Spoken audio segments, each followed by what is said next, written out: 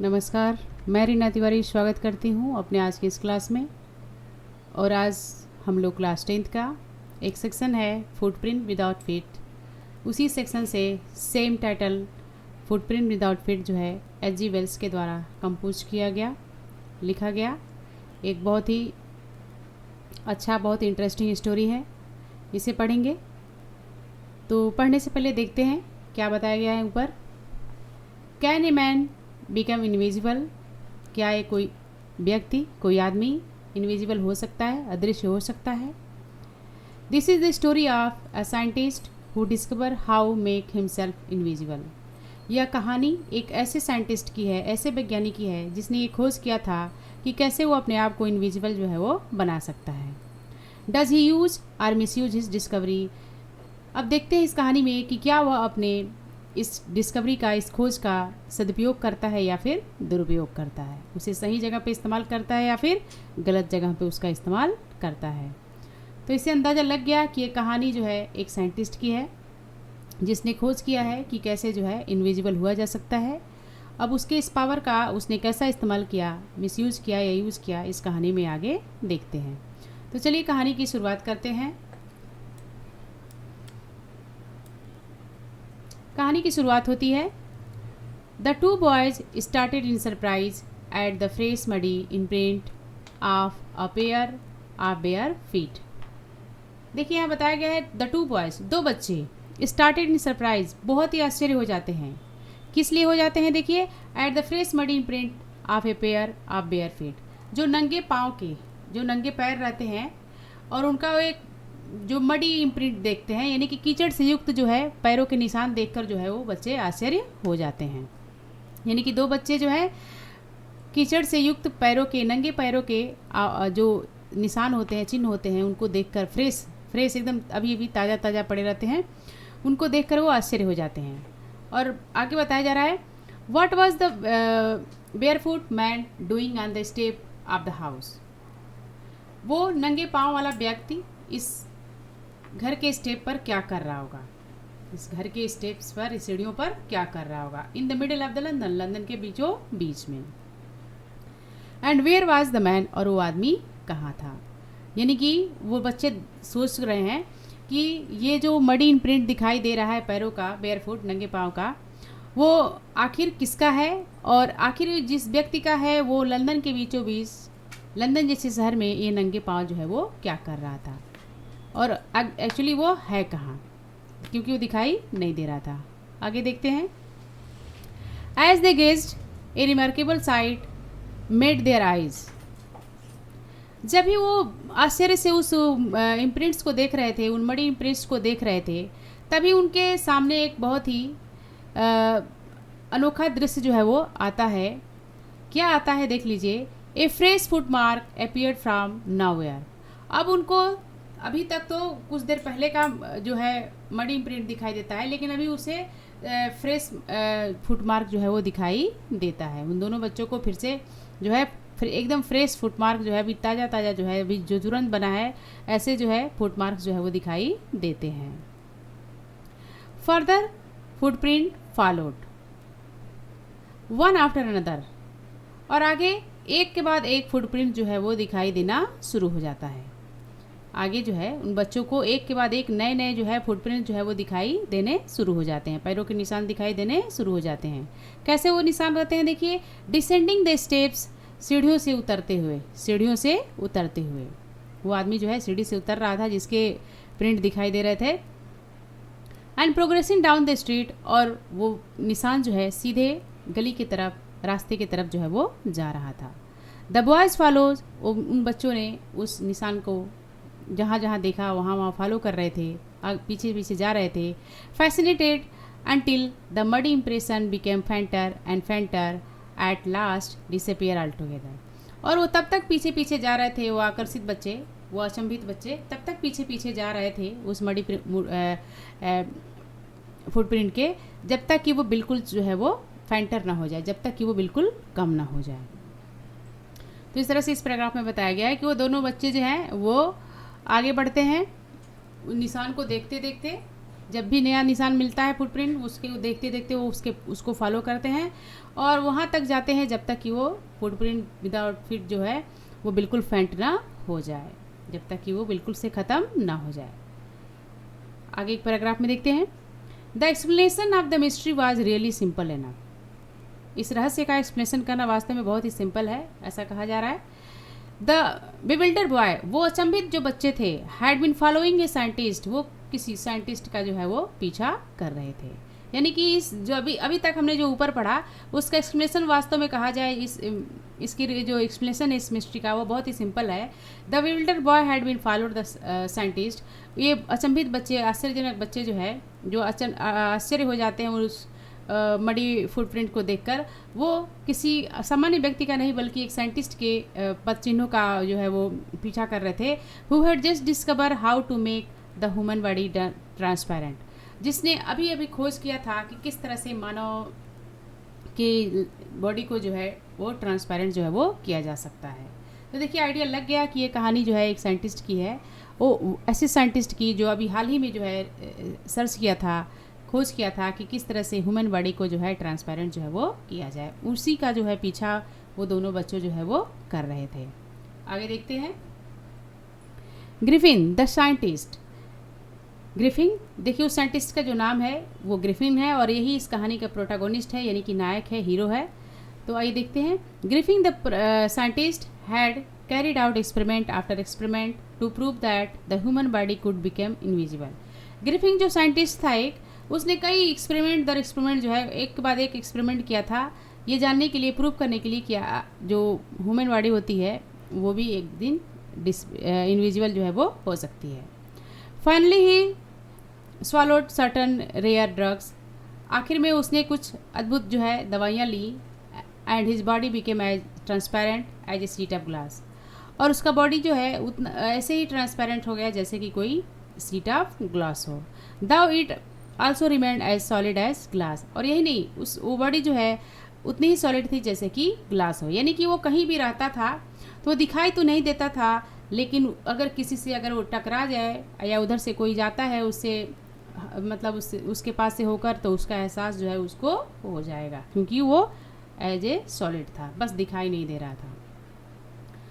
तो देखिए कहानी साइंटिस्ट ग्रिफिन की थी, जिसने जो है ड्रग्स लिया जिससे वो अपने बॉडी को जो है ट्रांसपेरेंट कर सकता था, और उसकी बॉडी जो है वो as a glass of sheet जो है काफ़ी सॉलिड थी। आगे देखते हैं,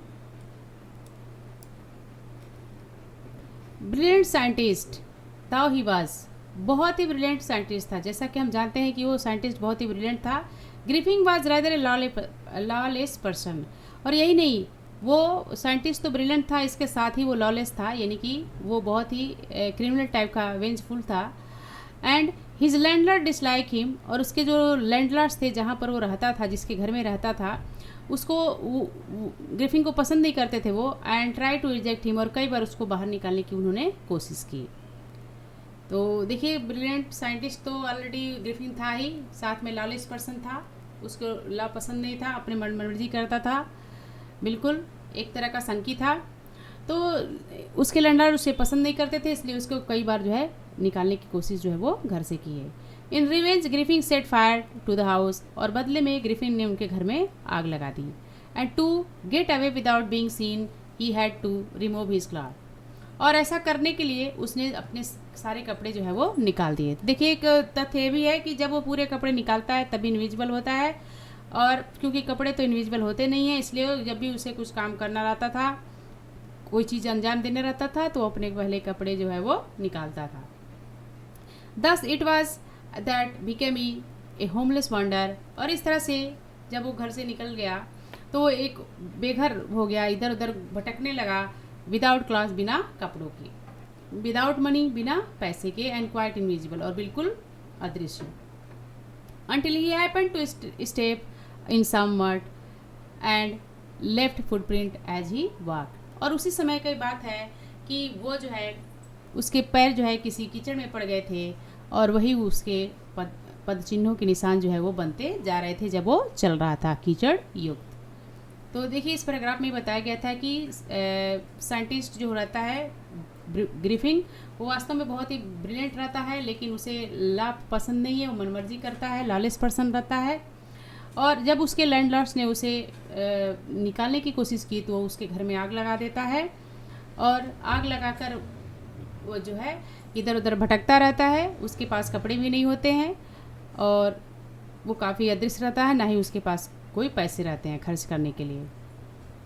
तो इस तरह से अचानक उसके पैर जो हैं वो कीचड़ में पड़ जाते हैं, और उन्हीं कीचड़ के पैरों का निशान जो है वो जब चलता है तो पढ़ते रहते हैं उस जिसको उन दोनों बच्चों ने देखा था। आगे एक पैराग्राफ में देखते हैं।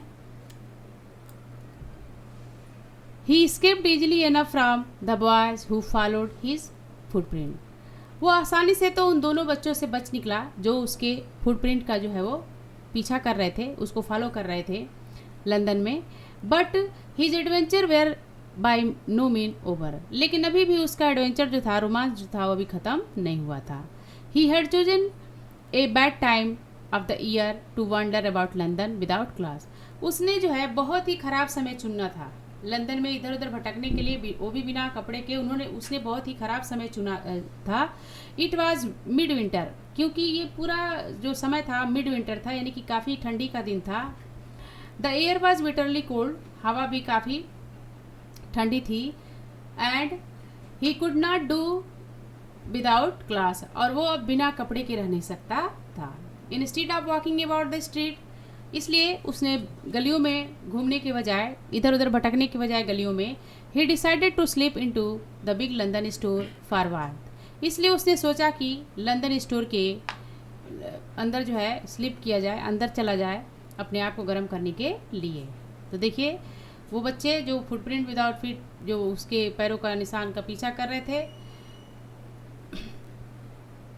अभी उनसे वो बच निकलता है, और अभी उसका एडवेंचर ख़त्म नहीं होता है, और वो समय जो है बहुत ही बुरा वक्त चुना रहता है भटकने का, घूमने का, क्योंकि वो ठंडी जो थी वो कड़ाके की ठंड का समय था, और लंदन में वो बिना कपड़े के ऐसे ऐसे घूम रहा था।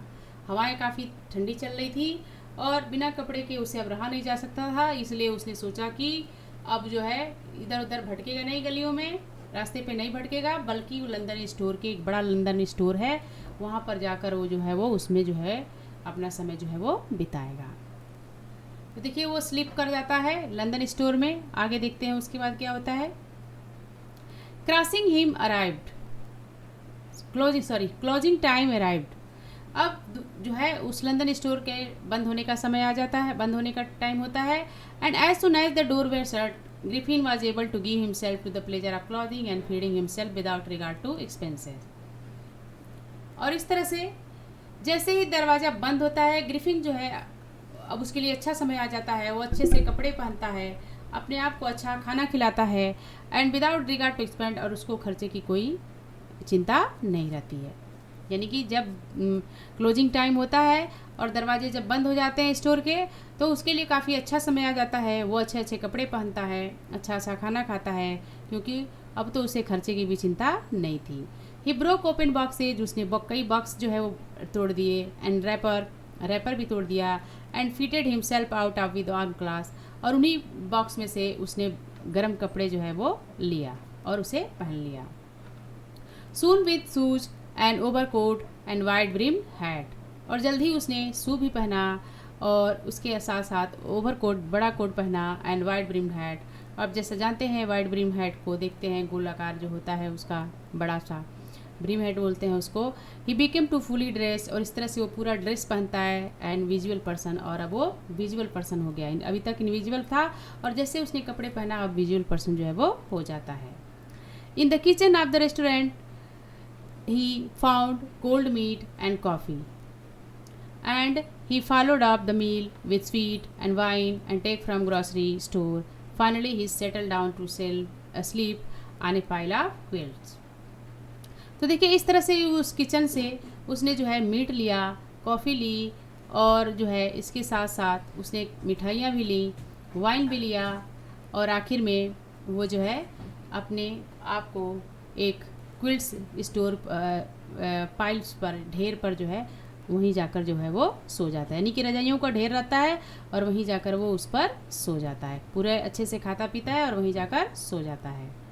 तो इस तरह से क्लोजिंग टाइम में वो जो है अच्छे से एंजॉय करता है, कपड़े पहनता है, अच्छे से खाने खाता है और वहीं रजाइयों का ढेर जो रहता है उसमें वो सो जाता है।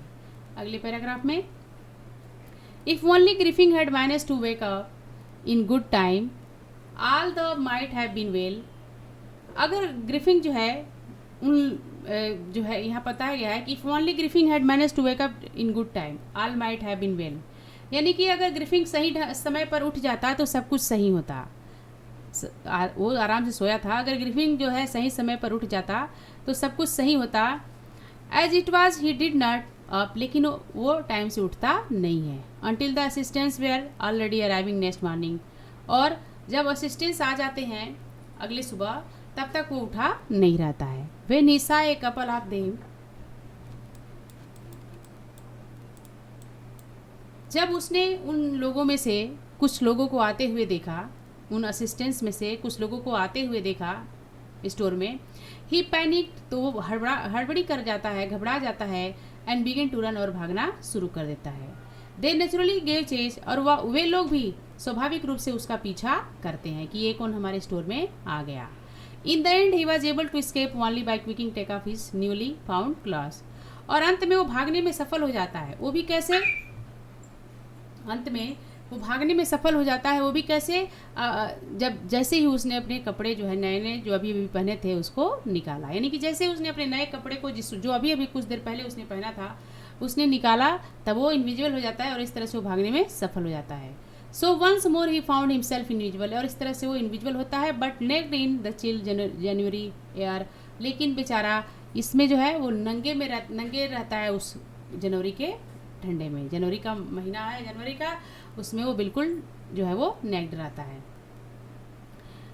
This time he decided to try to stock of a theoretical company in the hope of finding not only cloth but also something that would hide to empty space above his shoulder. इस बार देखिए वहाँ से भागने के बाद अब उसने क्या सोचा?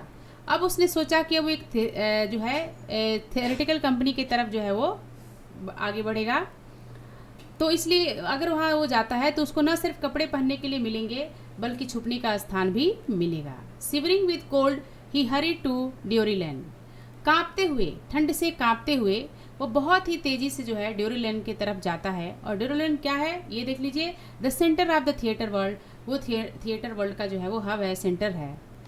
तो इस पैराग्राफ में देखिए यही बताया गया है कि जब वो बस निकलता है लंदन स्टोर से तो उसने निश्चय किया कि वो एक थियोरेटिकल कंपनी की तरफ जाएगा।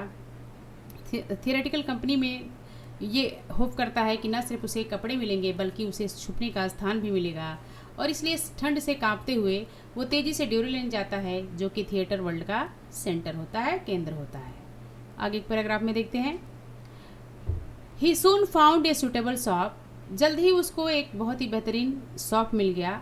He made his way invisible, और उसी तरह से इनविजिबल होकर वो उसकी तरफ जाता है, अप स्टेयर, सीढ़ियों पे चढ़ता है, and came out a little wearing bandage round his forehead, और इस तरह से वो बाहर निकलता है, दूसरे रंग रूप में निकलता है। उसने जो है अपने फोरहेड पे जो है वो बैंडेज बांधा होता है, डार्क ग्लासेस भी लगाया रहता है, एंड फास्ट नोज, और नकली नाक भी लगाया रहता है।